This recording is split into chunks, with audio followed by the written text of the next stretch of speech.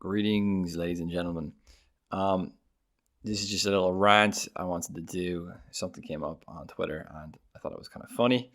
But I wanted to talk about how propaganda works today, especially regarding something that I've done some work on that I'm interested in, which is biotechnologies and other sorts of technologies, which are sort of going to be are becoming more advanced and are gonna really rock the boat in every sense of the word in the next, I don't know when, but in the next near future. So basically this little segment, right, is good old Klaus Schwab from the World Economic Forum,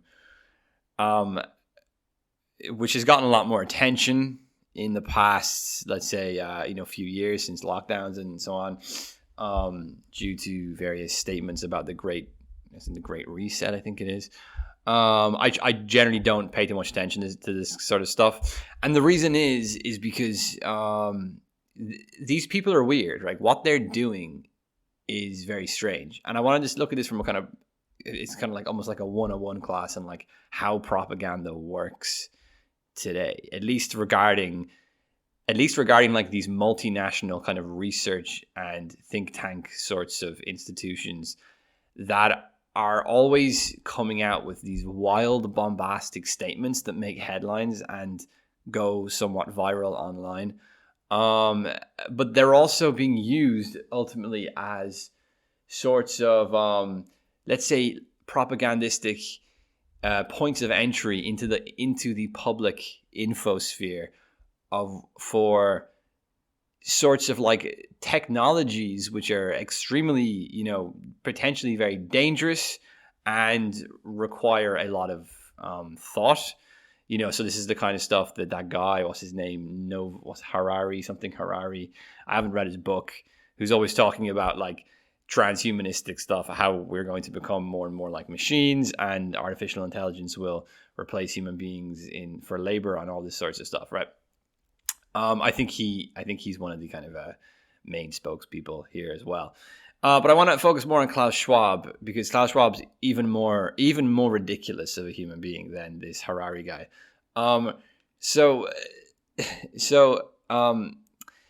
Recently, there was something that came out, which was the European Union, as it was announcing something called the European Chips legislation. And I'm just going to try to get it up on my computer so I can read it what it is. So this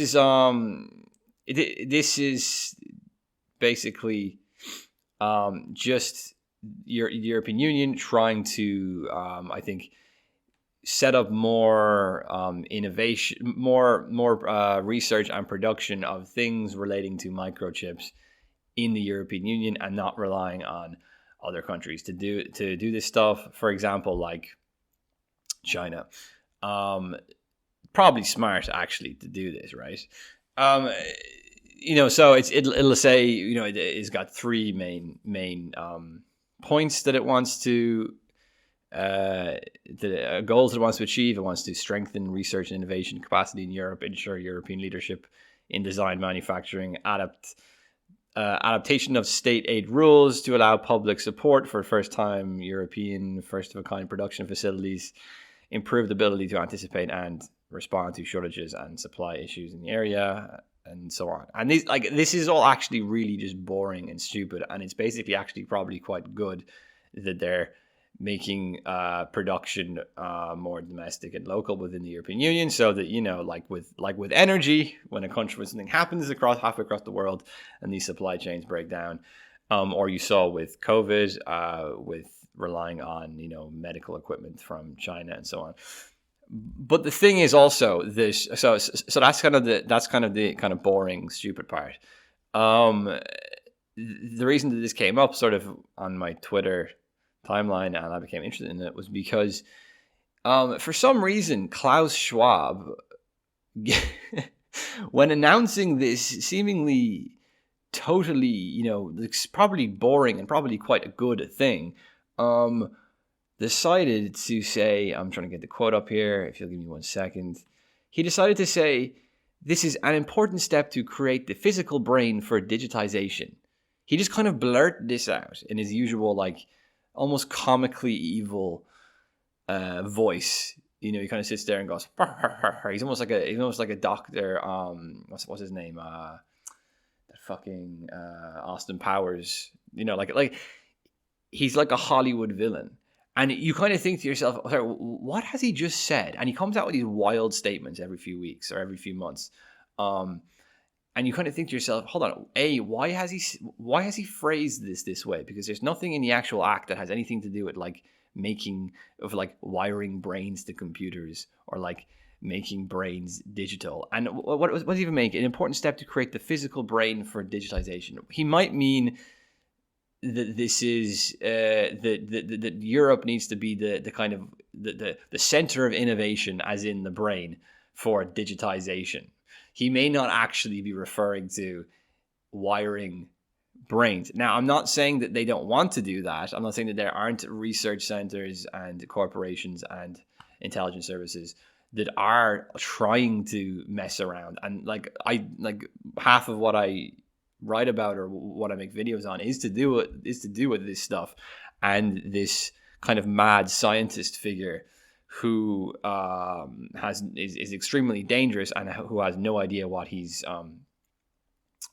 doing and what damage he could do to the very ontological being of humanity. So I'm not trying to say this to like say, oh, this stuff is just all conspiracy theories, or that this stuff is not real. I'm very aware that it is, and I take it very seriously.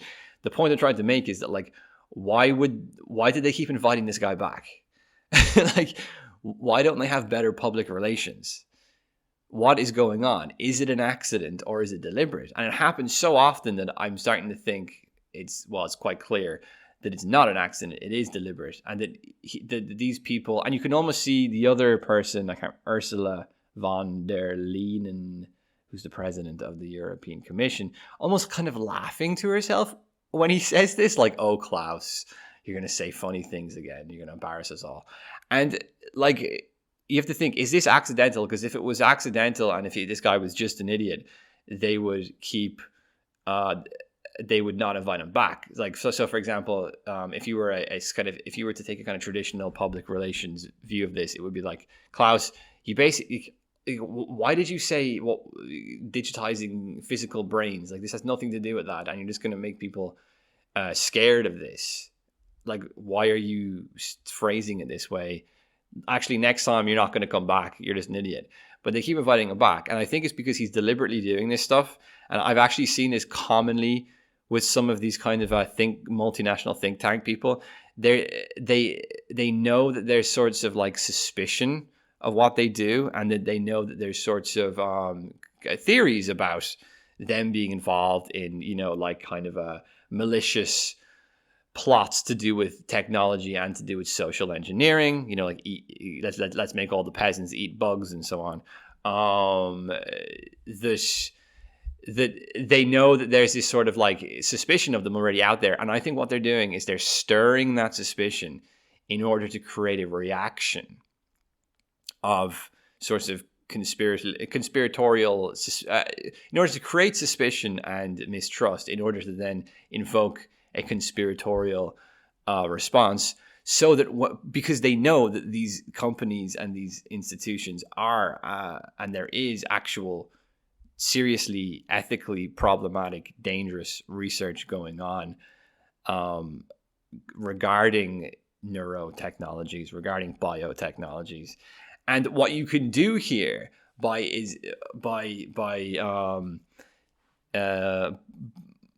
creating this conspiratorial reaction is that you already have this kind of like base of kind of let's say like typically like right wing, although that word even just doesn't even mean anything anymore, just like left wing doesn't mean anything anymore, but culturally we could say right wing, kind of conspiratorial, like, the elites are all lizard people, they all want to kill us and so on, they want to make us eat bugs.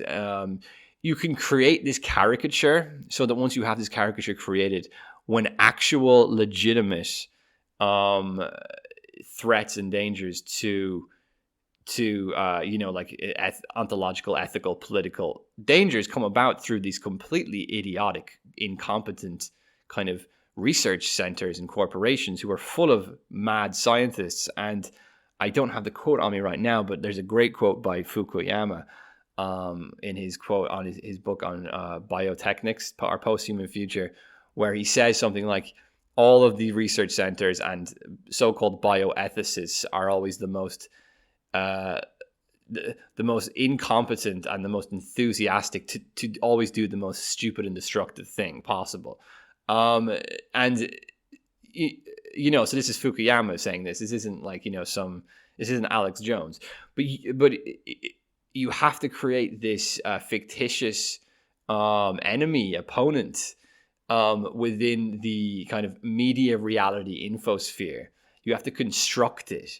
You can't just rely on it anymore. They actually have to construct it. They have to actually deliberately say stupid things like this, cause a reaction, provoke a reaction from like people online who are then going to become conspiratorial, so that they then have this completely fictitious enemy to then, when actual problems, legitimate problems, who legitimately honest, smart people are going to have issues with, comes about, they already have this stupid caricature which they can just place next to them. So anyone who questioned lockdowns, anyone who questioned certain medical responses to lockdowns, there's already this caricature of the anti-vaxxer. There's already this caricature of this Alex Jones watching conspiracy kind of like, low class, toothless peasant kind of character who's just inhaling all this media propaganda, and who's just like completely reacting emotionally and